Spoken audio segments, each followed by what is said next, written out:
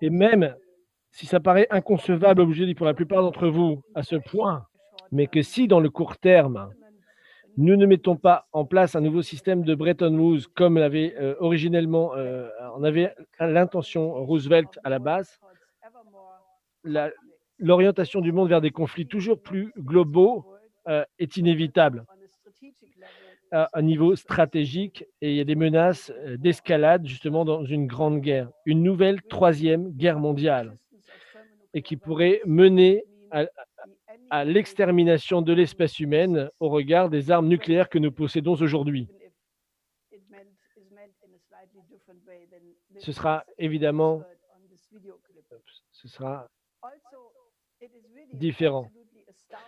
Donc c'est tout simplement fou que les gens aujourd'hui qui sont manipulés continuent à croire que la pandémie de Covid-19 n'est pas plus qu'une petite grippette ou qui est une conspiration de Bill Gates, mais que les perspectives justement, comme l'a précisé l'épidémiologiste américain Dr Osterholm, c'est qu'on a une très longue route encore devant nous pour faire face à cette pandémie de Covid-19.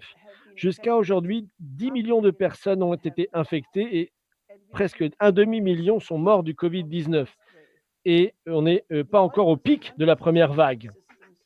Le fait que des systèmes de santé n'existent pas dans la plupart des pays en développement, ils sont déjà saturés, dépassés.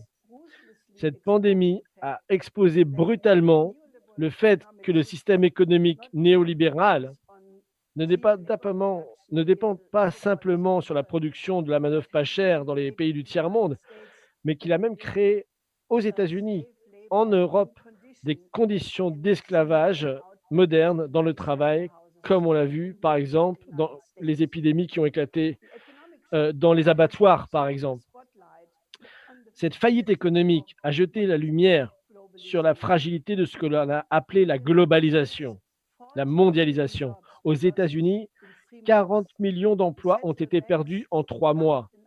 La Banque centrale a pompé, imprimé 20 millions de milliards de dollars dans le système financier, sans compter les programmes de soutien du gouvernement, qui ne sont juste qu'une bombe à retardement qui peut exploser justement dans le très très court terme. Le FMI a même déclaré que la production industrielle globale pourrait décliner de 5% cette année et seulement la Chine pourrait s'attendre à une croissance de 2%. Seule la Chine aurait cette croissance positive. Ce n'est pas autant évidemment qu'auparavant, mais c'est toujours en croissance. Le trafic aérien, le tourisme, l'industrie automobile ont souffert un déclin massif, certains même pour le long terme, sans compter les nombreuses petites et moyennes entreprises qui craignent de ne pouvoir survivre à la seconde vague ou à un autre confinement.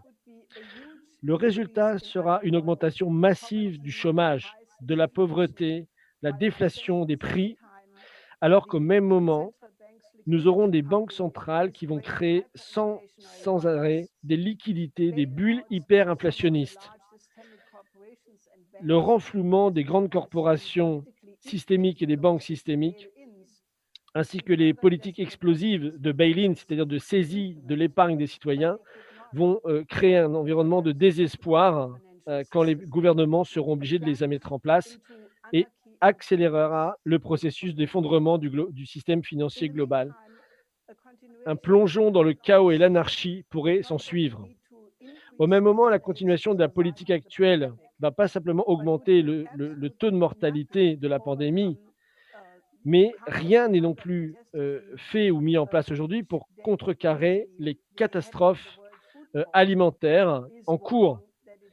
Avec David Beasley, qui est le président du Programme alimentaire mondial, qui a quand même mis en garde sur le fait que 300 000 personnes pourraient mourir de faim par jour dans les mois qui viennent. Qui aurait pu imaginer que ce type d'âge des ténèbres arriverait dans nos temps modernes? C'est un choc.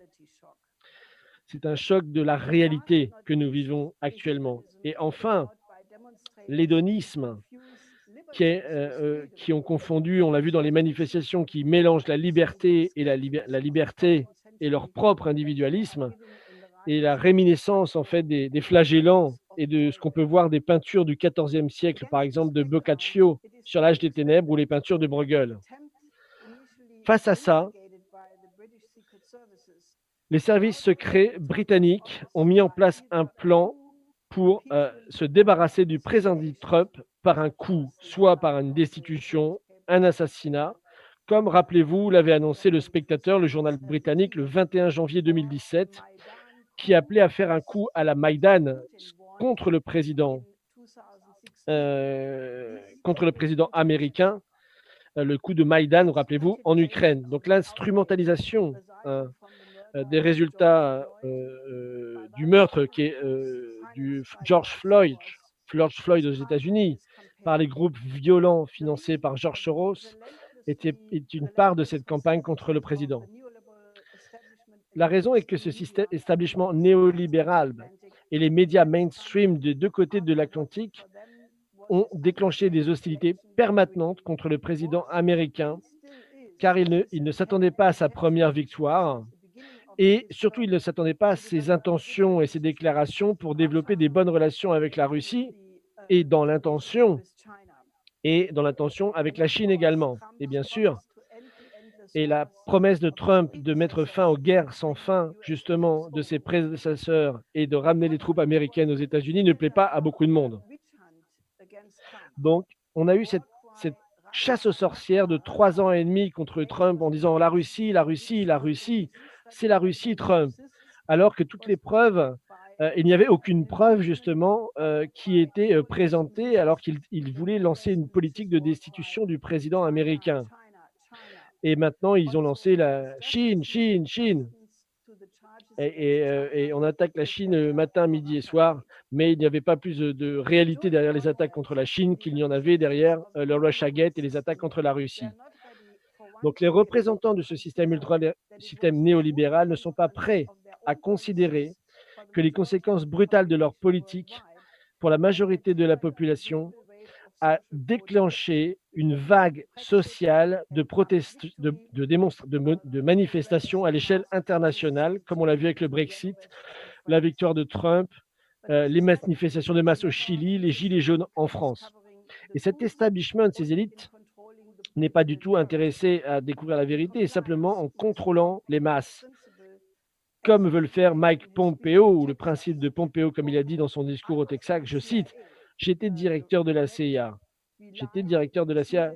J'ai menti, j'ai volé, j'ai pillé, et on est entraîné et formé pour ça. » Je cite le secrétaire d'État américain. Donc, la politique officielle de l'OTAN, justement, contre la soi-disant agressivité permanente de la Russie, hein, qui les accuse de se placer aux frontières de l'Europe, oublie de montrer que la politique et les promesses qui avaient été faites par Gorbatchev à l'époque, que l'OTAN ne se déplacerait pas vers l'Est, vers la Russie, n'ont pas été respectées et des révolutions de couleur ont été même lancées, des actes de guerre finalement contre la Russie avec le coup d'État qui a eu lieu à Kiev, avec le soutien ouvert de Victoria Nuland et qui a déclenché le référendum en Crimée, rappelez-vous. Donc le crime de la Chine n'est pas simplement qu'elle a sorti 850 millions de personnes de sa population en dehors de l'extrême pauvreté, mais qu'elle est devenue justement une économie basée sur le progrès technologique et scientifique et d'une population de 1,4 milliard, la seconde plus grande puissance économique du monde, et aujourd'hui premier dans des technologies très importantes comme les trains, chemins de fer à grande vitesse, la fusion nucléaire, l'exploration spatiale, les télécommunications avec la 5G, et dont elle est déjà number one dans ces secteurs technologiques. De plus, la proposition de la Chine de coopérer autour de l'initiative des nouvelles routes de la soie ou l'initiative Une ceinture, une route est une opportunité totalement nouvelle pour les pays développés, vu les résultats du colonialisme qui n'ont pas permis de sortir les pays de la pauvreté et n'ont pas permis non plus de bâtir des infrastructures. Donc la politique agressive de l'OTAN contre la Chine pour l'empêcher de jouer son rôle de leader dans le monde. La Chine a quand même joué un rôle depuis 5000 ans. Elle a une histoire longue et a joué un rôle très influent dans toute la région Indo-Pacifique. Et voilà, des gens jouent la guerre mondiale. Et c'est exactement la volonté des gens de l'OTAN et de son secrétaire général Stoltenberg, comme il a dit explicitement dans son programme qu'on appelle l'OTAN 2030 et qu'il a présenté récemment dans une vidéoconférence avec le Conseil atlantique et le Fonds Marshall allemand. Et Annegret Kramp-Karrenbauer, le ministre de la Défense allemand, a fait une conférence Internet également la semaine dernière avec Anna Wieslander, qui est la directrice du Conseil atlantique pour l'Europe du Nord. Et dans cet événement, ils ont cité Lord Ismay, qui était le premier secrétaire général de l'OTAN, hein, et qui a dit que le but de l'OTAN était de garder la Russie en dehors, les Américains en dedans et les Allemands au plus bas. Donc le président allemand, le ministre de la Défense allemand, Annegret Kramp-Karrenbauer, n'a pas réagi à cette mention. C'est une insulte. Donc le scénario géopolitique globalisé de l'OTAN, qui est désigné publiquement pour instrumentaliser l'OTAN pour le but justement des visées de l'Empire britannique, basé sur le Commonwealth, et qui a inclus également l'Union européenne, a joué son rôle et se positionner et a également essayé de positionner l'Inde contre la Chine. Et toute cette politique doit être rejetée totalement si on veut maintenir la paix mondiale.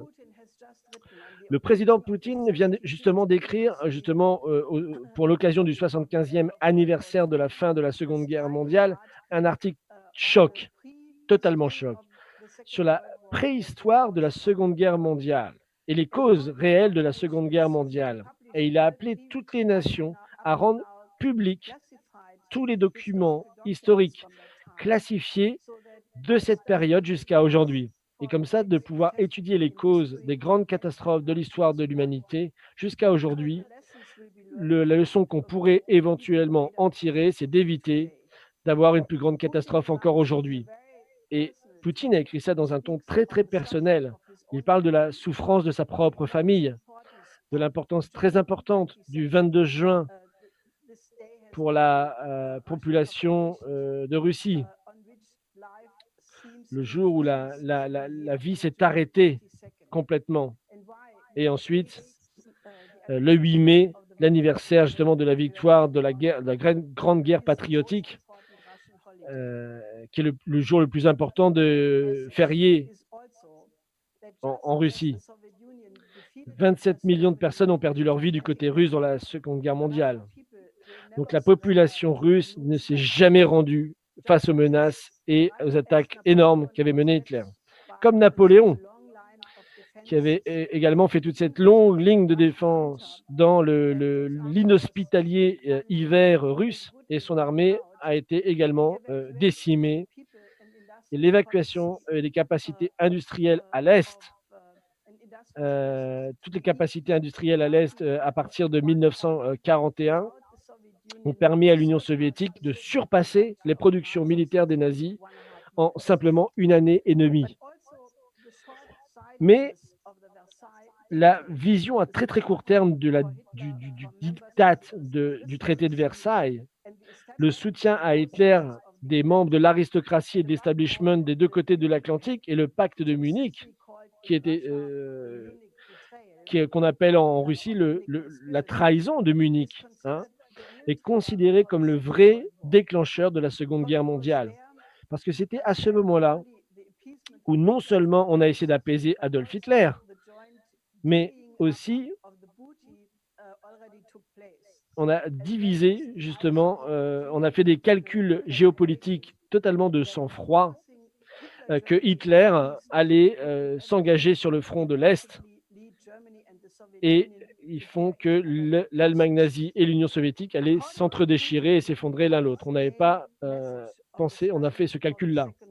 Mais selon Poutine, quel est le message principal de l'étude de la Seconde Guerre mondiale? C'est que l'échec de faire face, de prendre le défi de créer un système de sécurité collectif qui aurait pu qui aurait pu empêcher cette guerre, n'a pas été fait. Et à la fin de cet article, Poutine appelle de manière urgente à un sommet des chefs d'État des 5 membres permanents du Conseil de sécurité de l'ONU, qu'il a proposé depuis janvier, et pour adresser précisément ces principes de comment maintenir la paix mondiale et surpasser la crise, développer la crise économique.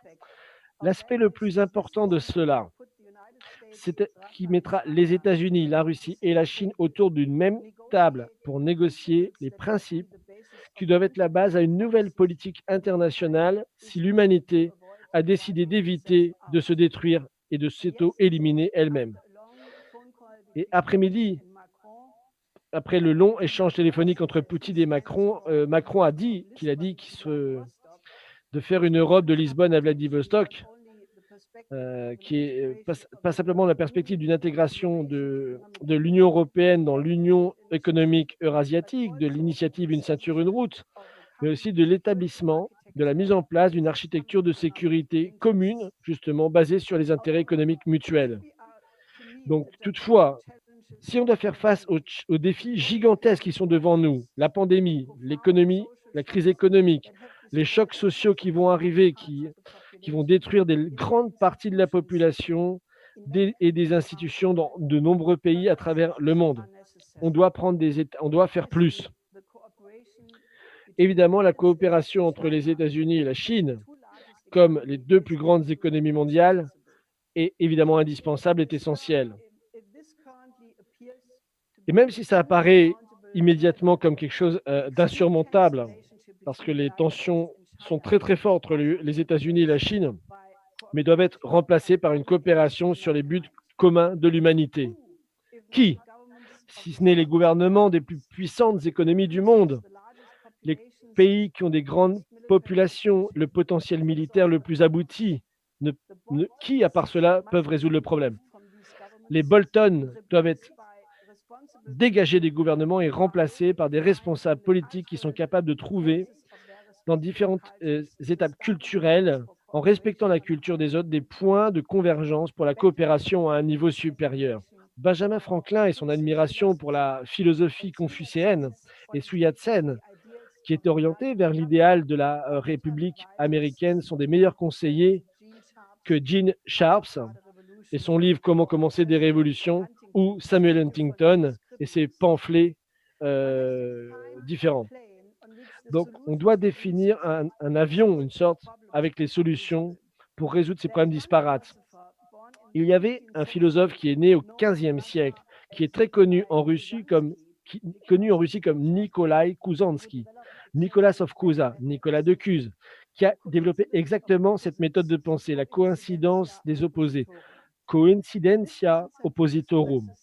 Ce concept exprime la qualité fondamentale de la créativité humaine, qui est capable, toujours et encore dans son histoire, de développer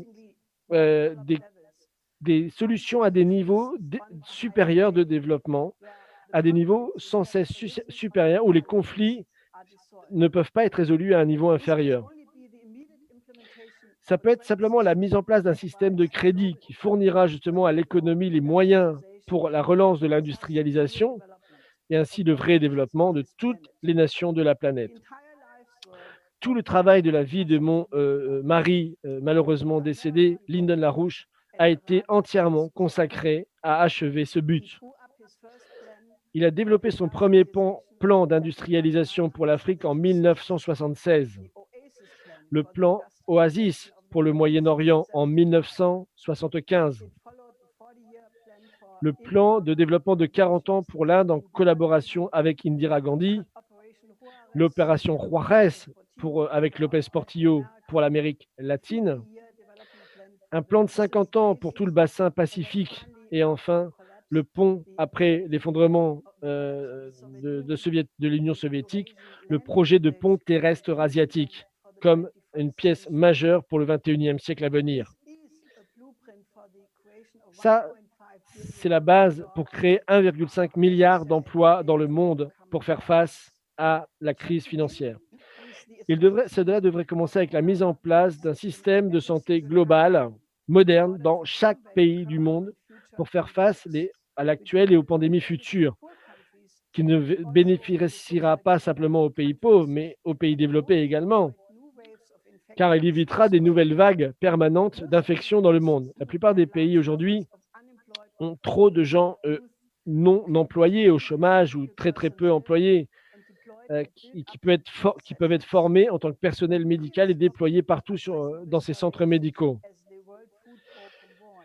Quand des millions de gens sont menacés de famine, comme l'a dit le Programme alimentaire mondial, pourquoi les agriculteurs ne peuvent pas doubler la production, alimentaire mondiale et être payés à un prix juste et justement permettre justement à la population d'augmenter jusqu'à 9 milliards en 2050?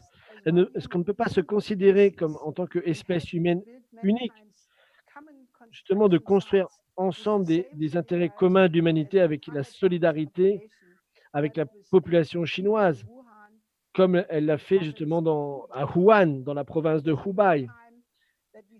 Ne serait-il pas temps que nous stoppions d'arrêter de gâcher des milliards de milliards, justement dans des guerres à l'étranger, comme l'a dit le président Trump, et de les utiliser, justement d'utiliser ces ressources pour mettre fin à la famine, aux maladies, à la pauvreté et développer le potentiel créatif, justement des générations présentes et futures. Je pense qu'il est temps pour nous, en tant qu'humanité,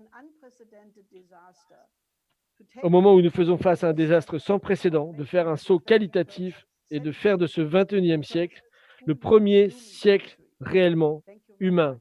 Je vous remercie beaucoup.